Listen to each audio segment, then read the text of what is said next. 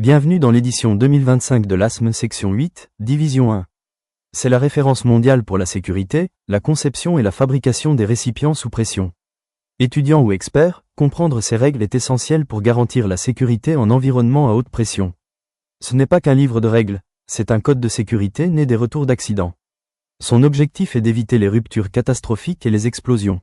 L'approche « Design by Rule » repose sur des formules conservatrices avec des marges de sécurité intégrées. Si vous suivez ces règles, votre récipient est conforme et sûr. Quand le code s'applique-t-il? Le seuil clé est 15 psi, soit environ 1 bar. Au-dessus de cette limite, l'équipement est considéré comme un récipient sous pression et doit respecter ces exigences strictes. En dessous, c'est généralement un réservoir. Cette frontière sépare la fabrication courante de la fabrication sous estampillage. Le code est organisé en 3 sous-sections. La sous-section A couvre les exigences générales pour tous. La sous-section B traite les méthodes de fabrication, notamment le soudage. Et la sous-section C concerne des familles de matériaux spécifiques, comme l'acier carbone. Retenez, règle générale, puis méthode, puis matériaux. Regardons la sous-section A, et plus précisément la partie UG. Ce sont les exigences universelles. Quel que soit le matériau, vous appliquez UG. On y trouve l'essentiel, choix des matériaux, formule de dimensionnement, exigences d'inspection, et essai de réception. Le calcul central est UG 27. Il dimensionne l'épaisseur sous pression interne en maîtrisant la contrainte circonférentielle, celle qui tend à ouvrir la virole comme une fermeture éclair. La formule met en balance la pression interne et la résistance admissible du matériau pour définir l'épaisseur minimale qui empêche la rupture.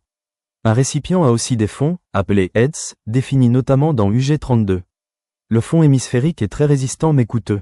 Le fond ellipsoïdal est le standard industriel. Le fond torisphérique est plus simple à former, donc moins cher, mais plus sollicité au niveau du rayon de raccordement. Votre choix impacte à la fois le coût et le niveau de sécurité. Passons à la sous-section B, partie UW. Comme la majorité des récipients sont soudés, c'est votre référence fabrication. Elle définit comment qualifier les soudeurs et les procédures, et elle introduit l'efficacité de joint, un facteur de confiance sur la qualité des soudures, qui influence directement l'épaisseur requise. Toutes les soudures ne se valent pas. Le code les classe en catégorie A, B, C et D selon leur emplacement et les efforts. La catégorie A regroupe les soudures longitudinales, les plus critiques. La catégorie B concerne les soudures circulaires. La catégorie impose le niveau d'examen et de contrôle à réaliser.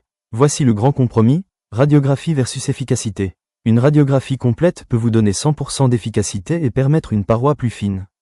Une radiographie par sondage réduit l'efficacité, souvent autour de 85%, et vous oblige à augmenter l'épaisseur. Vous arbitrez entre le coût du contrôle et le coût de la matière. La sous-section C, partie UCS, concerne l'acier carbone. La règle d'or ici, c'est la traçabilité. Impossible d'utiliser un métal, mystère.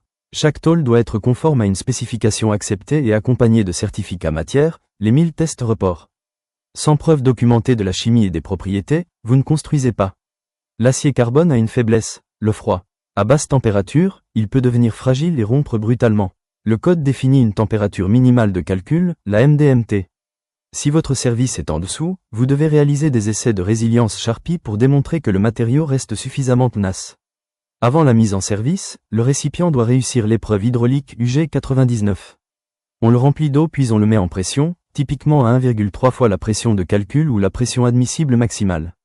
Cet essai démontre la robustesse du dimensionnement et la qualité de fabrication. Si l'épreuve est réussie et que tout est conforme, vous obtenez l'estampille U. C'est une certification officielle, vérifiée par un Authorized Inspector tiers. Elle indique au monde que cet équipement a été construit en sécurité et strictement selon l'ASM. C'était une vue d'ensemble. Pour maîtriser vraiment le code, les calculs, le soudage et l'inspection, regardez notre cours complet, pas à pas.